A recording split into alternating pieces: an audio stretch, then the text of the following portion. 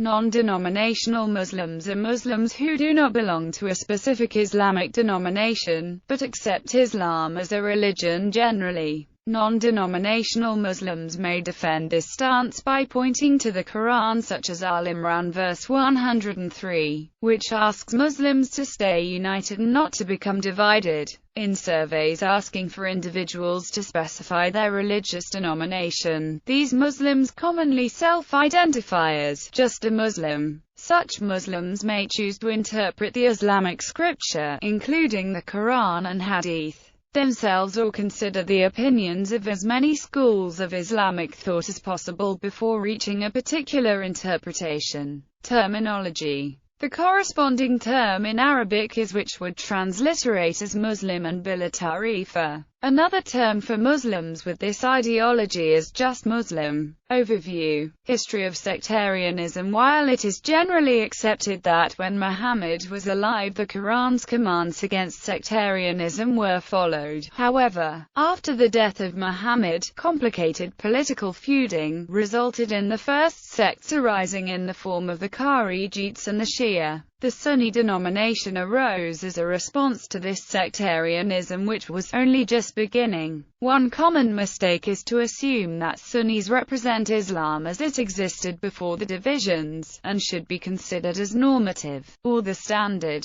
This perception is partly due to the reliance on highly ideological sources that have been accepted as reliable historical works, and also because the vast majority of the population is Sunni and this narrative suits their denomination, even though it is far from accurate. Both Sunnism and Shi'ism are the end products of several centuries of competition between ideologies. Both sects used each other to further cement their own identities and divisions. Sectarianism continued into the present, being used and exploited for its political benefits. An example of this was the Zia regime in Pakistan, who used sectarian divisions between the Sunni and Shia to counter the growing geopolitical influence of Iran, as well as to distract from the domestic political problems. Post-Zia governments in Pakistan continued to cynically manipulate sectarian conflicts for short-term political gain. These policies have begun to change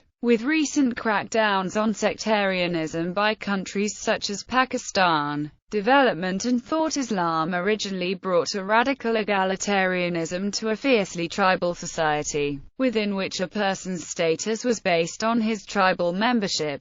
The Quran set all individuals as equals, erasing the importance of tribal status. The primary identity of Muslims became simply Muslim, rather than as a member of a tribe, ethnicity or gender. The Quranic concept of Ummah depends on this unified concept of an Islamic community, and it was appealed to again in the 19th century, as a response to colonialism by European powers. One Muslim scholar leading the emphasis on Muslim unity was Muhammad Iqbal, whose views have been referred to as umatic. Iqbal emphatically referred to sectarianism as an idol that needed to be smashed forever. He's quoted as having stated, "I condemn this accursed religious and social sectarianism. There are no Wahhabis, Shias, Mirzas or Sunnis. Fight not for interpretations of the truth when the truth itself is in danger." In his later life, Iqbal began to transcend the narrow domain of nationalist causes and began to speak to the Muslims spread all over the globe,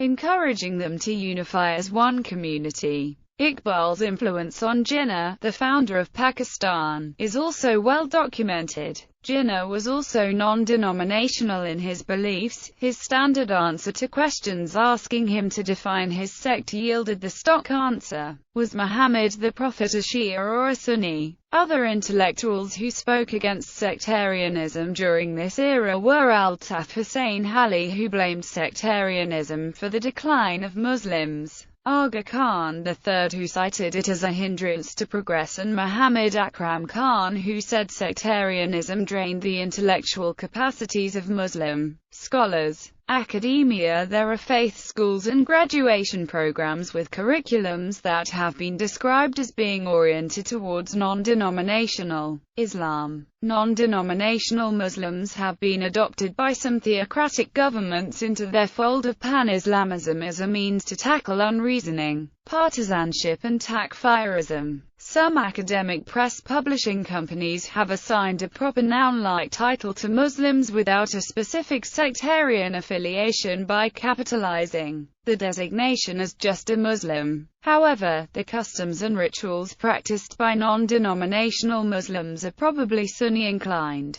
Dispersions: Western-born Muslims are more likely to be non-affiliated than immigrant Muslims, and when pressed may suggest they try to follow Islamic religious texts as closely as possible. Although Pew has given comprehensive figures on Muslims with an unspecified branch or affiliation, earlier research from 2006 has also come from CARE. Some publishers and authors have categorized such non-specified Muslims as being within the liberal or progressive stream of the faith. Saheli and non-denominational Muslims have demonstrated an aversion to austere religious measures. Although some non-denominational Muslims came to their position influenced by their parents, others have come to this position irrespective and in spite of their parents' demographics. At least 1 in 5 Muslims in at least 22 countries identifies as a non-denominational Muslim. According to the Pew Research Center's Religion and Public Life Project, the country with the highest proportion of non-denominational Muslims is